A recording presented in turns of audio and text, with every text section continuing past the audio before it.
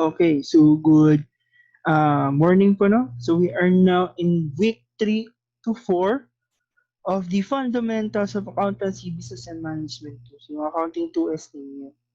And the first one we have here is yung ULOa, identify elements of statement of comprehensive income or SCI and describe each item for the service business and merchandising service. So we're done with statement of financial position or yung balance sheet. The next one na naman is the statement of comprehensive income.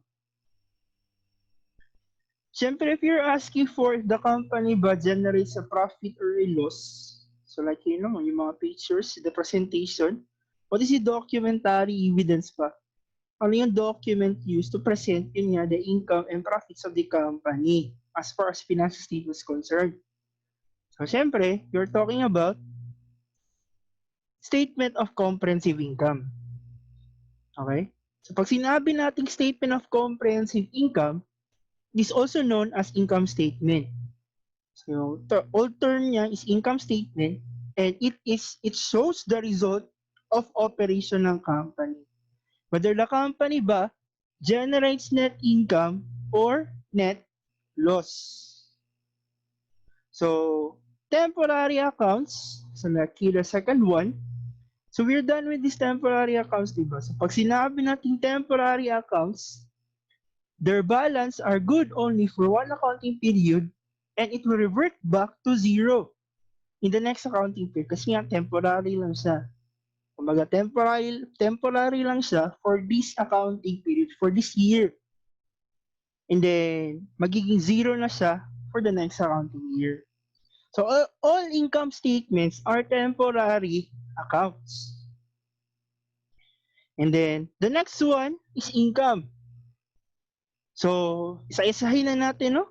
The first line item for the income statement is yung income.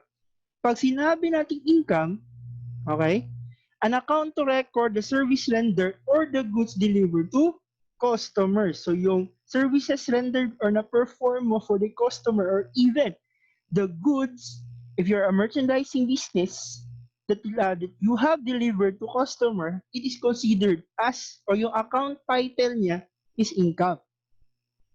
Specifically, okay, income may be service income.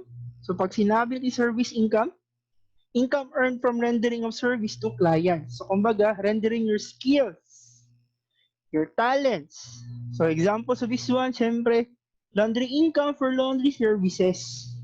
Audit fee naman for CPA's rendering, auditing or external audit to clients. Medical fees naman sa doctors, and tuition fees sa mga schools. And then, the second one is sales. So pag sinabi natin sales are revenues earned from yung selling of goods or merchandise. So examples of this one are transactions related to sales of goods by a sari-sari store or supermarket, or a sale of materials by construction firm. So, yun nga, sales is ginagamit siya na account title for sale of goods or merchandise, particularly dun sa mga manufacturing at saka merchandising. Okay? The next one is yung expenses. So, pag sinabi natin expenses, these are expenditures of the company that are related to rendering of service or selling of goods. Kaya nga, di ba, even sa matching principle, there is no gain if there is no pain. So, in every income transaction, meron talaga yan siyang expenses. Okay? It may be, ginagamit siya as term na puhunan. Okay? Puhunan mo for that particular service or goods. So, expenses here may be grouped into itong 5. The first one is cost of goods sold. Second one is distribution expense or selling expenses. The next one is administrative expenses. The fourth one is other expenses. The last one is finance cost. Pag sinabi natin cost of goods sold, okay, these are, or this account represents the actual cost of merchandise that the company was able to sell during the year. So yung goods, okay, that you have purchased na nabenta. Okay? Kung magkano yung puhunan mo sa nabenta mong item. Puhunan mo sa nabenta mo na item. Okay? So, cost of goods sold composed of, this is actually a competition, but for the next one na yung specific discussion about the competition ng cost of goods sold. So, the first one is merchandise inventory beginning. Siyempre, this is the total amount of inventory at the beginning of the period.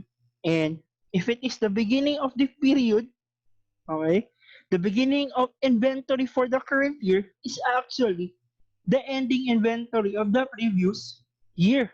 So, kumbaga, like for example, 2019 tsaka 2020 or 2020, okay? So, yung ending inventory ng 2019 will become a beginning inventory na naman for 2020. So, purchases. So, ito, purchases, this is the total, okay, amount of goods bought during the current year. So, yung mga items na binili mo sa supermarket ba, sa mall, para sa sari-sari store mo, that is considered as purchases. The next one is purchase discount. So, purchase discount, this is a contra purchases account. Okay? So, used to record the amount of discount for early payments of goods purchased on account. Siyempre, pag nangutang ka, okay, kasi nga that is meron siyang time frame. If you pay within the time frame, meron kang discount. So, syempre, ikaw man yung purchaser or buyer, ang tawag dyan is purchase discount. Kasi nga, in part with the seller, that is sales discount. The next one naman is purchase returns and allowances. So, this account is used to record merchandise returns by company to its supplier. Freight-in naman, ito yung pamasahe. This account is used to record the transportation cost from company to supplier, pag-deliver ng item, to supplier to company. Okay? So, this account yun nga of merchandise purchased by the company. So, ang tawag sa kanya is freight-in or transportation in. And then, distribution costs or expenses or selling expenses. So pag sinabi natin distribution expense or selling expenses, this constitutes costs that were directly related to selling, advertising, and delivery of goods to customers. So all expenses related to selling, advertising, and even cost of delivery of goods to customers. So this includes salesmen's salaries, so sales commissions, traveling and marketing expenses, advertising and publicity expenses, freight out naman, ito yung freight out, yung cost mo na pag-deliver from the company to your customer. Kasi iba yung cost ng pag-deliver ng purchases. Okay? Supplier to company, that is freight in. Pero pag delivery to customer, that is freight out. Depreciation on delivery equipment and store equipment. So you know what is depreciation, no? That is allocation of property based on passage of time. So yun nga, nagde-depreciate yung value, ang tawag sa kanya depreciation expense. And depreciation expense related to, take note, delivery equipment. So delivery pa rin, store equipment related to selling, so considered siya as distribution expense or selling expenses.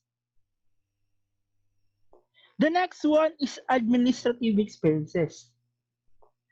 Pag sinabi nating administrative expenses, this constitutes cost of administering the business, and this includes doubtful accounts expense, and take a look at this one, yung mga office salaries, office supplies, Contribution to charity, so yung mga related sa office transaction, that is considered as administrative expense.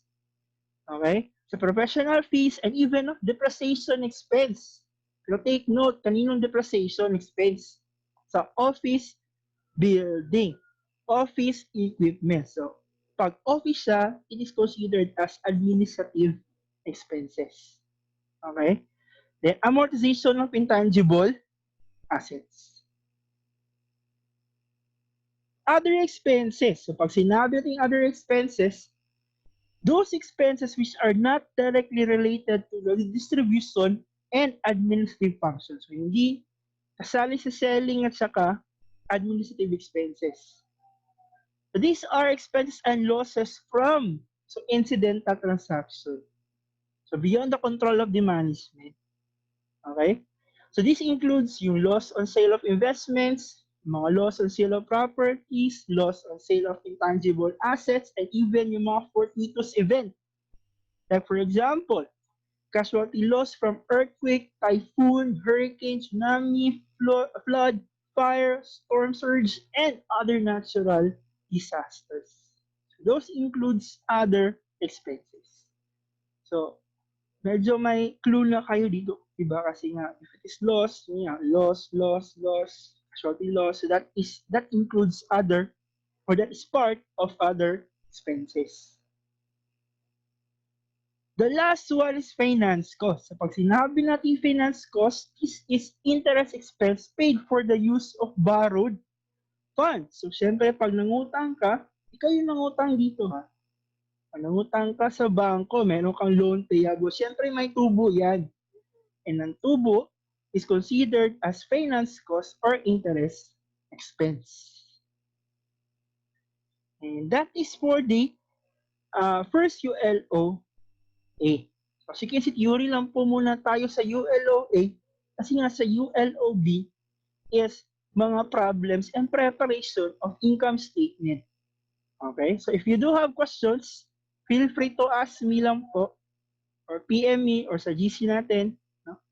And at this point of time, so I am asking you to answer week 3 to 4 ng ULOa sa Kuiper Accounts New Year. So, thank you very much for listening. Goodbye. And God bless. Laban lang tayo always, no? Love, love.